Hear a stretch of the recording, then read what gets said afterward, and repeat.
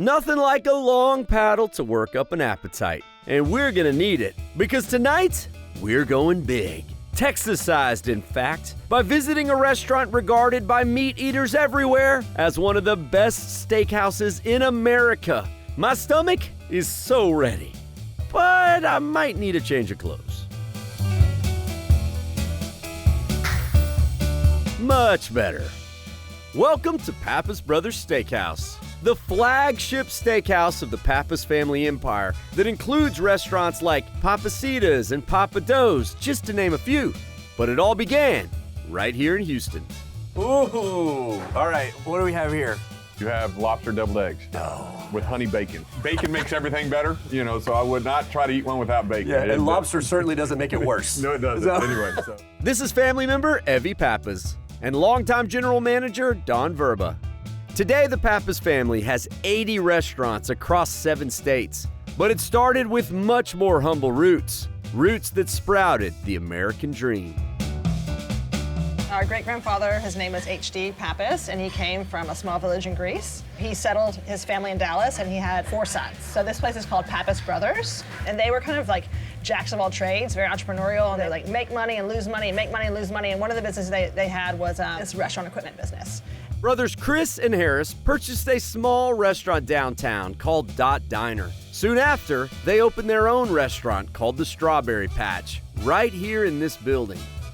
I was a hostess. I was 15, and so my first job was here. Oh, wow. As a hostess, and I always love telling this story about how Don and I used to work next to each other. You're lying. Don was a bartender. Yep. Oh, that's amazing. And he would make virgin daiquiris for the hostesses. Oh, that's amazing. Absolutely. You've been with the family a long time then. Just over 31 years. They would look around and say, what do people want to eat? And often they would look and say, what's popular? And they said, okay, they're eating fish, or they're eating Tex-Mex. These are words out of their mouths. We can do that, and we can do it better. The simple quest for better spawned all the restaurants the Pappas owned. But not everything they tried was a hit. And longtime Houstonians may remember a clown-themed eatery called Circus. Yeah, that one didn't last too long. And even some beloved restaurants had a pretty rough start. The seafood house, like no one showed up. Like they opened the doors and no one came. Oh, and no. so then they told the staff to go out on the highway and wave the red napkins to have people come in and eat. It's like the original sign flippers. Yeah. Y'all been revolutionary in way more than you think. Yes, Like, yes. that's amazing. But they always failed forward until they found success that stuck. Success that is literally written on the walls of Pappas Brothers Steakhouse, oozing from the fresh-cut steaks, all cooked on a 1,000-degree vertical broiler.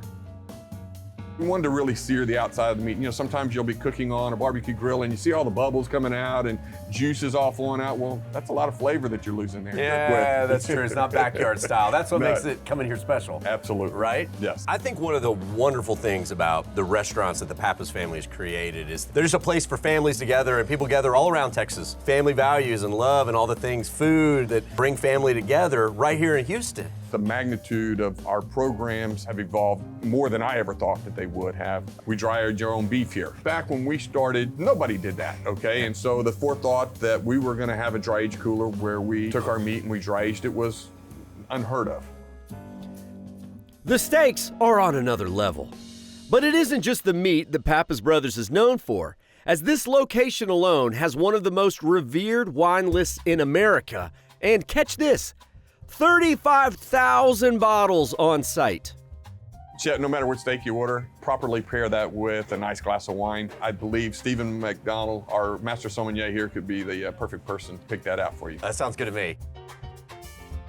Well, this is our wine room. Wow. Y'all got a few selections in here? Yeah. So we're gonna sample some. Yes. So what is it about red wine and steak? What's the magic there? Wine is a special gastronomic product that gives you access to many more flavors and aromas that no other beverage can do. Oh, Yeah. Super That's- smooth, a little bit of that kind of mushroom and meaty quality that Yeah. you would find lines up really well with our dry aged products. A lot of savory black fruits and red Yeah, very fruits fruity. like leather, like dried florals, gravel. I need your vocabulary. Gravel, mushroom, meaty, gastronomic wine. I love it, Stephen. This is so good. To some, the wine might be the star of the show. But to me, it will always be the meat. I'm just kind of delaying because I'm sort of like taking in a moment. Like, you wouldn't believe how good this smells. All right, so I got a dry aged, bone-in New York strip. Ooh, man. The moment of truth. Ooh. Oh, it's beautiful. This is perfect medium rare. Oh my gosh.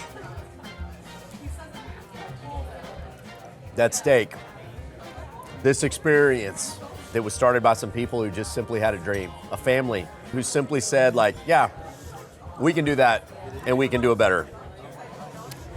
And this is definitely betterer.